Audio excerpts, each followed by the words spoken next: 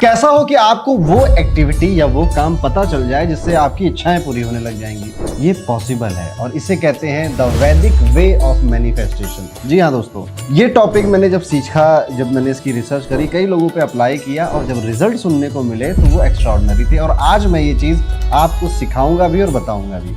थोड़ा टाइम लगेगा इसको सीखने में, थोड़ी सी मेहनत भी लगेगी इसको सीखने में, इसलिए आपको वीडियो के एंड तक मेरे साथ बने रहना है। हो सकता है कि बिल्कुल न्यू चीज़ हो आपके लिए और नई चीज़ सीखने में मज़ा तो बहुत आता है। मज़ा तो आएगा ही, साथ अगर आप इसको प्रैक्टिकल लाइफ में करने लग जाएंगे तो उसके रिजल्ट आपकी इच्छाओं को पूरा करेंगे। आपकी जो भी डिज़ायर हैं, जो विश हैं, उनको मैनिफेस्ट करने लग जाएंगे। हर एक चीज़ हमारी कुंडली में पहले से बताई गई है, चाहे वो हमारा बर्थ हो, हमारी डेथ हो, हम कितना पैसा कमाएंगे, कब कमाएंगे, जॉब करेंगे, बिजनेस करेंगे, शादी किससे होगी, कैसे होगी। तो क्यों नहीं बताया गया है कुंडली में कि विश फुलफिलमेंट कैसे होगी, इच्छा कैसे हमारी पूरी होगी, ये भी बताया गया है। और इसी चीज़ को आज हम डिस्कस करने वाले हैं कि how to manifest your desire with the help of जन्म कुंडली। तो दोस्तों, अगर आप हमारे वीडियो में पहली बार आए हैं तो ये बिल्कुल परफेक्ट टाइम है, चैनल को सब्सक्राइब करिए और बेल आइकन दबा दीजिए। अब वीडियो में आगे बढ़ने से पहले एक छोटी सी रिक्वेस्ट, क्योंकि ये पूरा वीडियो कुंडली पे बेस्ड है, हम कुंडली से सीखने वाले हैं कि हमारी मैनिफेस्टेशन, हमारी डिज़ायर, हमारी इच्छाएं किस वजह से या क्या काम करने से पूरी होंगी।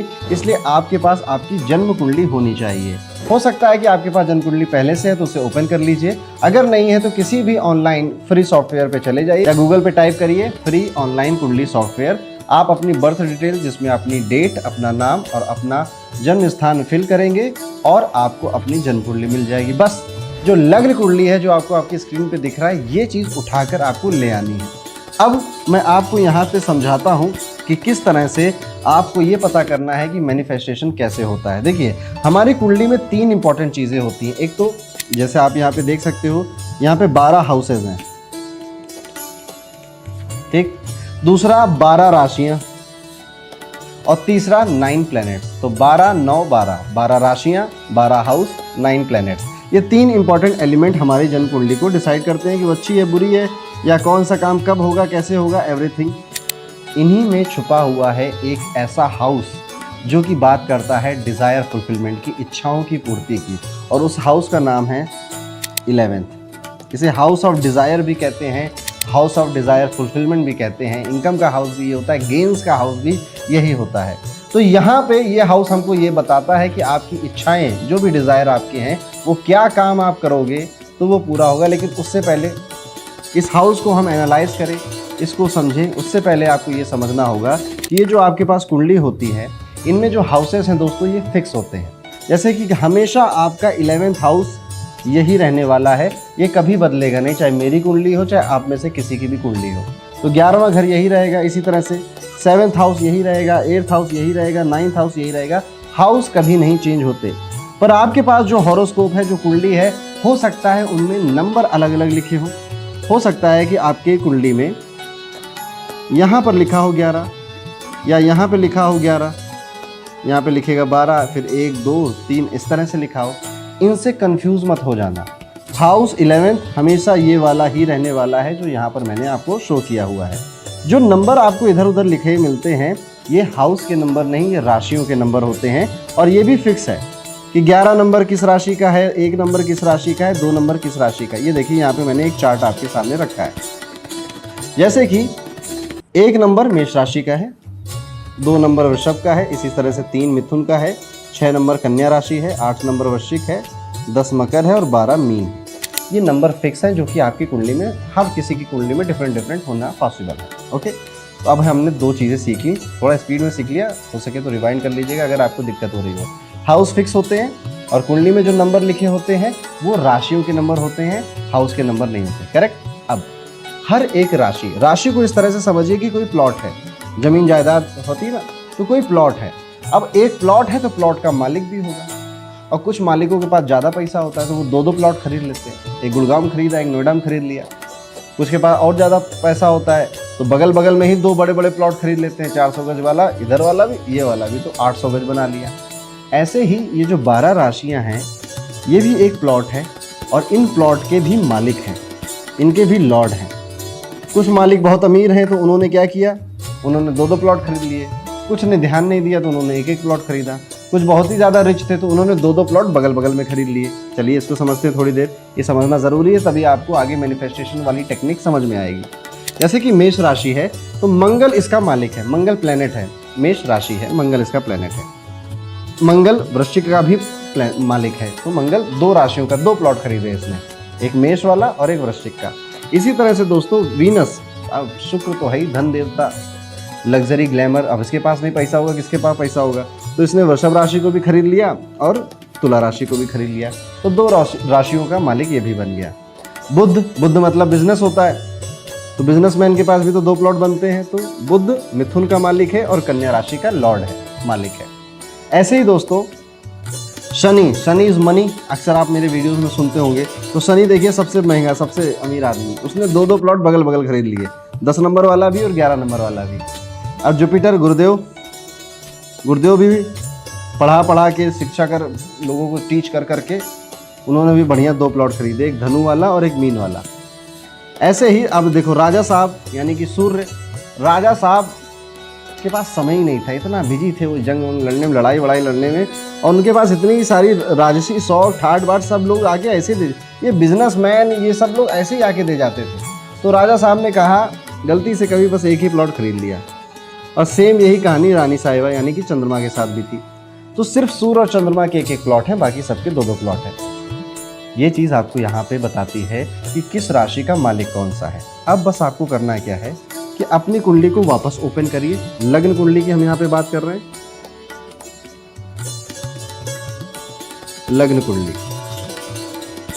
अपनी लग्न कुंडली को आपने ओपन किया, यहां पर फाइंड आउट करिए कि कौन सा नंबर लिखा हुआ है। जैसे कि मैं स्क्रीन पर आपको एक कुंडली दिखा रहा हूं, यहां पर आप देखेंगे कि 11वें घर में 12 नंबर लिखा हुआ है और वहां पर जुपिटर बैठा हुआ है। बस आपको यही देखना है, क्या नंबर क्या लिखा हुआ है। प्लेनेट की बात अभी हम थोड़ी देर बात करेंगे, यहाँ पर बस आप वो राशि ढूंढ लाइए कि वो राशि कौन सी है। चलिए ढूंढ लिया हमने। लेट्स सपोज यहाँ पे किसी का नंबर 9 लिखा हुआ था, लेट्स सपोज अगर यहाँ पे 9 लिखा हुआ है तो हम वापस से चार्ट में जाएंगे और देखेंगे कि 9 नंबर की राशि का लॉर्ड कौन है, जुपिटर। तो हमें ये पता चल गया दोस्तों यहाँ से कि हमारा जो 11th हाउस है, हमारा जो इच्छा पूर्ति का घर है, इसका मालिक कौन है, कौन हमारी इच्छाओं को पूरा करने का लॉर्ड है।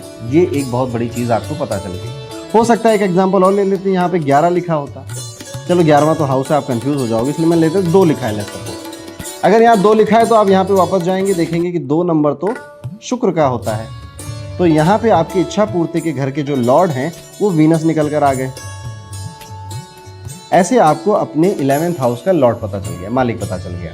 तो अब आपको देखना है कि ये 11th हाउस के जो लॉर्ड हैं, जो मालिक हैं, वो आपकी कुंडली में किस हाउस में बैठे हुए हैं। फॉर एग्जांपल ये कुंडली है, इसमें वीनस लॉर्ड है 11th हाउस का, क्योंकि 2 नंबर 11th हाउस में और वीनस यहाँ पर बैठा हुआ है। हो सकता है वीनस यहाँ बैठा हुआ, कहीं भी बैठ सकता है। तो पहला वाला एग्जाम्पल ले लेते हैं। तो यहाँ पर हम इसको ऐसे बोलेंगे कि 11वें घर के मालिक 4थे घर में बैठे हुए हैं, 4th हाउस में।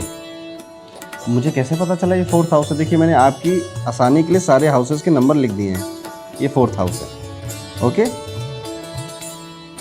एक एग्जांपल और लेके फिर वीडियो को आगे बढ़ाएंगे। लेट्स सपोज यहाँ पे लिखा होता 12 और 12 लिखा हुआ है और यहीं पे आपको दिखेगा जुपिटर, जैसा कि एग्जांपल वाली कुंडली में था। अब 12 नंबर होता है मीन राशि का और मीन राशि के लॉर्ड जुपिटर है और जुपिटर वहीं बैठे हैं, तो कहा जाएगा 11वें घर के मालिक 11वें घर में बैठे हुए हैं। तो बस आपको ये फाइंड आउट करना था दोस्तों कि वो कौन सा प्लेनेट है जो कि आपके 11वें घर का मालिक है। पहली चीज़ उसे नोट डाउन कर लीजिए, वो प्लेनेट आपके 12 हाउसेस में किस हाउस में बैठा हुआ है। दूसरी चीज़, ये 2 चीज़ अगर आपको मालूम हो गई तो अब हम अपने आपको बता सकते हैं या आप सीख सकते हैं कि वो कौन सी टेक्निक है, वो क्या चीज़ है जो करके आप अपनी इच्छाओं को पूरा करते चले जाएंगे। आप वो काम करते जाइए, आपके जो भी डिज़ायर बनेंगे वक्त के हिसाब से वो भी आराम से पूरे होते लगेंगे। ये चीज़ आपको पता, तो कमेंट्स करके बताइए मुझे कि आपके 11वें घर का लॉर्ड कौन सा प्लेनेट है, पहली चीज़, और 11वें घर का लॉर्ड अपने 12 हाउसेस में किस हाउस में बैठा हुआ है, दूसरी चीज़। आई होप आपने ये चीज़ कर ली होगी। अब इसको धीरे धीरे समझते हैं। दोस्तों हमारी जो कुंडली है इसके हर एक हाउस की एक कुछ ना कुछ सिग्निफिकेंस है। जैसे कि पहला हाउस जो है ये हमारे बारे में, हमारे विचारों को बताता है। दूसरा हमारे परिवार को, हमारी वाणी को और हमारे धन को बताता है। तीसरा हाउस राइटिंग स्किल्स है, मार्केटिंग है, सेल्स है, आपके छोटे भाई बहन हैं। तीसरा हाउस ही आपकी मेहनत है, पराक्रम भी है। चौथा हाउस मम्मी है, घर परिवार का आपका एनवायरनमेंट है। पांचवा बच्चे और एजुकेशन है। छठा आपकी लाइफ में आने वाले ऑब्स्टेकल्स हैं, डेली रूटीन है, सेवा भाव है, नौकरी है, रोग है, रिपु है, ऋण है। सातवां हाउस आपका स्पाउस है, बिजनेस है। आठवां हाउस आपकी लाइफ में होने वाले सडन इवेंट्स हैं, ट्रांसफॉर्मेशन का भी यही हाउस है, एस्ट्रोलॉजी ज्योतिष का भी यही हाउस है। जो 9th हाउस है दोस्तों, ये है भाग्य का, पिता का, गुरु का और हमारी परंपराओं का। 10th हाउस हमारा प्रोफेशन है, हमारा स्टेटस है।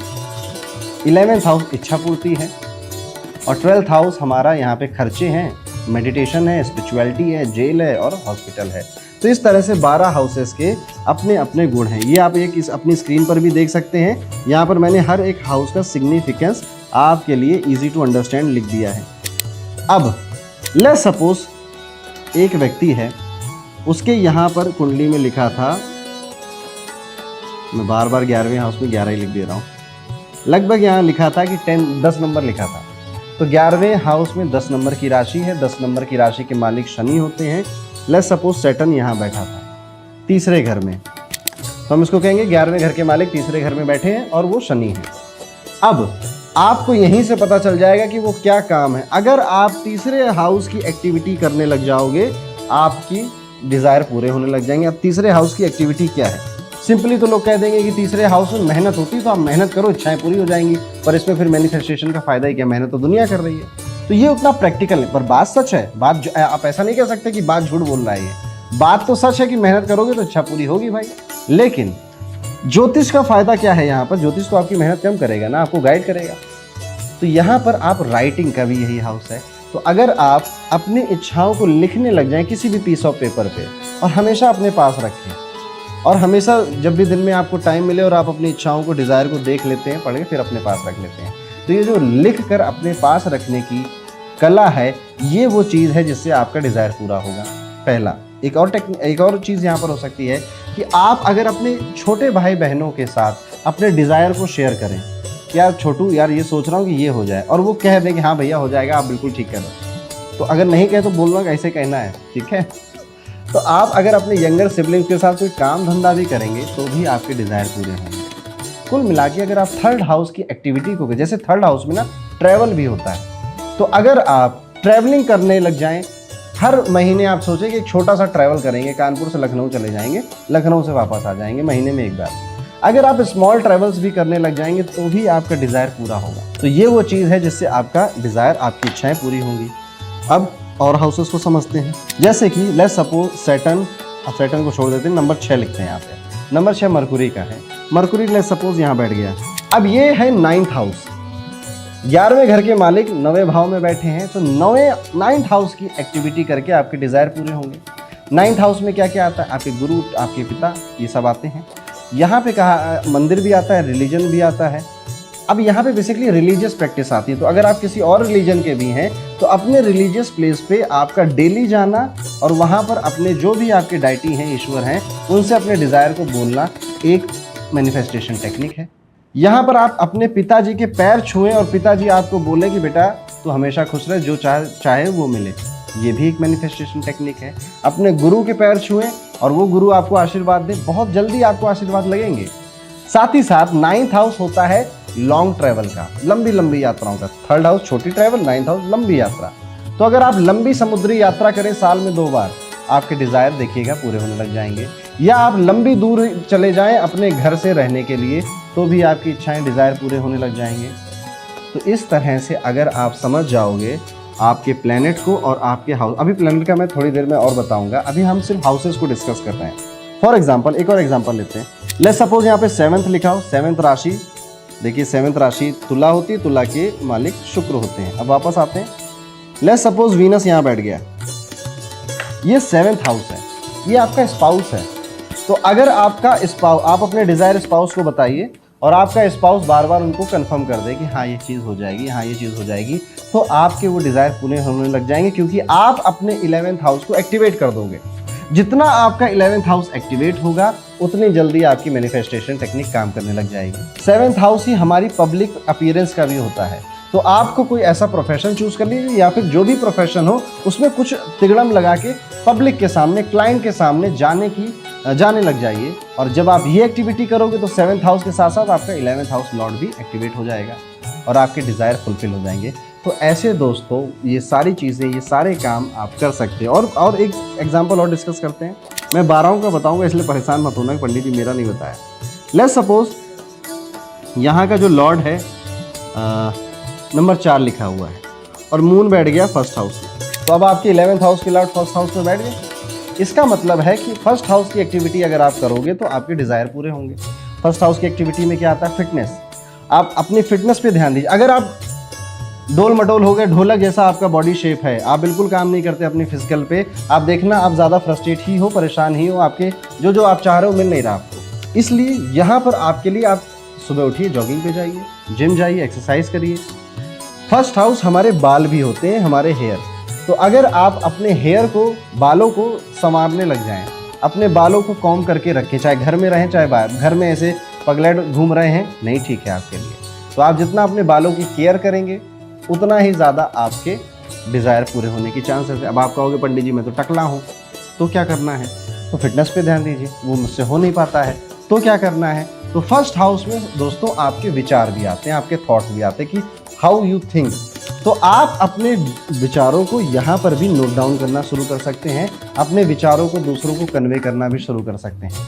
तो इस तरह से आप इसकी टेक्निक को यूज़ कर सकते हैं 11th हाउस लॉर्ड जहाँ पर बैठा हुआ है। तो दोस्तों आपकी स्क्रीन पर अब दिखाई दे रहा है 1 से लेके 12 हाउसेस के बारे में। अगर आपके 11वें घर के मालिक 1 से लेके 12 में कहीं भी बैठे होते हैं तो वो कौन से कार्य हैं जो आपको करने चाहिए, वो कौन सी एक्टिविटीज़ हैं जो आपको करनी चाहिए जिससे कि आपके डिज़ायर पूरे होंगे।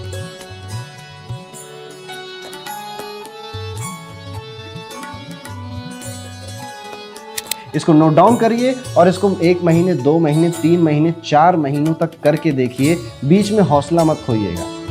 हम कोई जादू की छड़ी नहीं है ज्योतिष के, आज आप करोगे कल वो सब पूरा होने लग जाएगा। हौसला नहीं खोना, 4 मंथ्स तक लगातार आप इसको करते जाइए और उसके बाद वापस लौट के आना इसी वीडियो में और यहाँ कमेंट सेक्शन में बताना कि आपके साथ क्या एक्सपीरियंस हुआ। साथ ही साथ हो सकता है आप में से कई सारे लोग वो एक्टिविटी ऑलरेडी कर रहे हो गलती से। अगर आप वो एक्टिविटी ऑलरेडी कर रहे थे तो क्या आपने ये महसूस किया कि आप जो चाहते हो कभी ना कभी वो चीज़ आपको मिल जाती है? तो आप वैसे लोग भी अपना एक्सपीरियंस ज़रूर यहाँ पर लिखें। नाउ अभी हमने ये सीखा कि 11th हाउस लॉर्ड अगर कहीं बैठा है तो क्या करना है, लेकिन दोस्तों प्लेनेट कौन सा है इसकी भी कुछ एक्टिविटीज़ होती हैं। जैसे सैटर्न है तो सैटर्न में जिस हाउस में बैठा वो काम तो आप करोगे, लेकिन साथ ही साथ आप गरीबों को अगर चाय पिलाओगे, मजदूरों को चाय पिलाओगे तो भी आपके डिज़ायर पूरे होने लगेंगे। जैसे मरकुरी है तो आप अगर किसी बालिका गृह चले जाइए और 1 साल की उसकी पढ़ने की पूरी फीस दे आइए। ज़्यादा होती नहीं, 25-30 हज़ार रुपये होती है। अगर आप पूरे साल में इतना इकट्ठा करके एक बच्चे की पूरे साल की पढ़ाई को स्पॉन्सर कर दें, नहीं कर पा रहे तो 5,000 10,000 जो आपसे बन पा रहा है वो किसी बालिका गृह में जाकर दे आ रहे हैं मरकुरी के केस में, तो आपकी इच्छाएं पूरी होने लगेंगी, आपके डिज़ायर पूरे होने लगेंगे। कहाँ से ऊपर वाला भगवान आपको देने लग जाएगा आपको आइडिया नहीं। अगर वीनस है आपका 11th हाउस लॉर्ड तो आपको परफ्यूम्स लगाने हैं, अपने आप को टिप टॉप रखना है, अपने स्पाउस को अपने आप से ज़्यादा टिप टॉप दिखाना है आपको। उनका नहीं माने तो भी करना पड़ेगा, तो आपके डिज़ायर पूरे होंगे। अब आपकी स्क्रीन पर दिखाई दे रहा है कि पूरे जो 7 के साथ हमारी 7 सेलेस्टियल बॉडीज़ हैं, अगर वो आपकी 11th हाउस लॉर्ड हैं तो आपको कौन सी ऐड ऑन एक टेक्निक या ऐड ऑन कोई प्रैक्टिस करनी है डेली लाइफ में ताकि आपकी मैनिफेस्टेशन टेक्निक काम करने लग जाए। अब यहाँ पर आपको राहु केतु लिखा हुआ नहीं मिलेगा। राहु केतु को आप सिर्फ तभी देखोगे जब आपके 11th हाउस में यहाँ पर राहु बैठा हुआ है। ओके, तो एक तो लॉर्ड तो हो सकता है यहाँ पर लिखा हो नंबर 8, तो मंगल तो मालिक है ही, मंगल यहाँ पे बैठा है तो आप इस हाउस वाली एक्टिविटी तो करोगे ही, पर राहु की एक्टिविटी भी करोगे। राहु की एक्टिविटी है विजन। आप जो चीज़ विजुलाइज करते हो राहु 11th में उसे सच करने लग जाता है। अब अगर आप पॉजिटिव विजुलाइजेशन करोगे तो वो सच करेगा, नेगेटिव करोगे तो वो भी सच कर देगा। Rahu 11th house is very very powerful और ये 2 धारी तलवार एक तरह से। आपकी अगर आदत है अपने आप को क्रिटिसाइज करना, अपने बारे में बुरा बुरा सोचने की, तो ये उसी चीज़ को आपकी लाइफ में देने लग जाएगा। तो राहु के केस में विजुअलाइजेशन की जो पावर है, जो टेक्निक होती है ना कि कुछ अच्छा सोचो, पॉजिटिव सोचो, हमेशा रात में, राहु रात में एक्टिवेट होता है। रात में जब सोने जा रहे हैं आप तो सोच के जाएं कि आपको क्या करना है, ठीक है, कैसी लाइफ चाहते हो आप, कैसा आप अपना पूरा डे रूटीन आप इमेजिन करिए। ये राहु उसे मैनिफेस्ट करेगा, 1 दिन नहीं, 2 दिन नहीं, 1, 2, 3, 4 महीने आप ये करिए और देखिए। प्रैक्टिकल हो बस, है ना, ऐसा ना हो कि मेरे पंख निकल आए और मैं सुबह उड़ने लग जाऊं। प्रैक्टिकल चीज़ों को इमेजिन करिए। केतु अगर यहाँ पर बैठा हुआ है तो केतु जो आप बोलते हैं उनको मैनिफेस्ट कर देता है और जो आप लिखते हैं उनको मैनिफेस्ट कर देता है। यूजुअली आप देखोगे अगर केतु 11th में है तो व्यक्ति अपने लिए नेगेटिव भी बोल रहा है, यार मेरी किस्मत ही खराब है, मुझे सब हो जाता है, ये काम नहीं होता, मेरे काम अटकते रहे। अगर इस तरह की आपकी आदत है तो केतु 11th में यही करेगा आपके साथ। कोई आके आपसे पूछता हो भाई क्या हालचाल रख रहा है, बस भैया दाल रोटी चल रही है, जैसे तैसे ज़िंदगी कट रही है, तो फिर दाल रोटी ही चलेगी, मान के चलिए।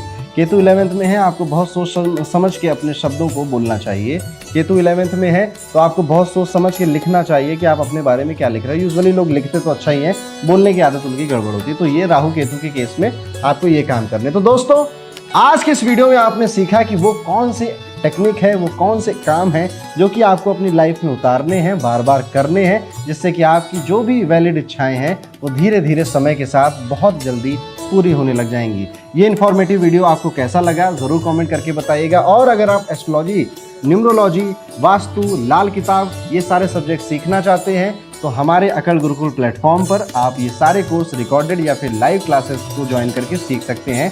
आपको अकल गुरुकुल की वेबसाइट पे विजिट करना पड़ेगा और वहाँ पर हमारे कई सारे मेंटोर्स हैं, कई सारे टीचर हैं जो आपको अकल की इस दुनिया के सब्जेक्ट्स को बड़ी इंटरेस्टिंग वे में सिखाते हैं, समझाते हैं, ताकि आप अपनी लाइफ बेहतर कर सकें या फिर इसमें करियर भी बना सकें। तो अगर आप भी उनमें से एक हैं जो स्टूडेंट बनना चाहता है अकल का, डिस्क्रिप्शन में लिंक है, क्लिक करिए, वेबसाइट पर विजिट करिए और स्क्रीन पर आपको मोबाइल नंबर्स दिख रहे हैं, आप इन पर कॉल या ईमेल भी कर सकते हैं। मिलता हूँ दोस्तों आपको अगले वीडियो में, तब तक के लिए राधे राधे।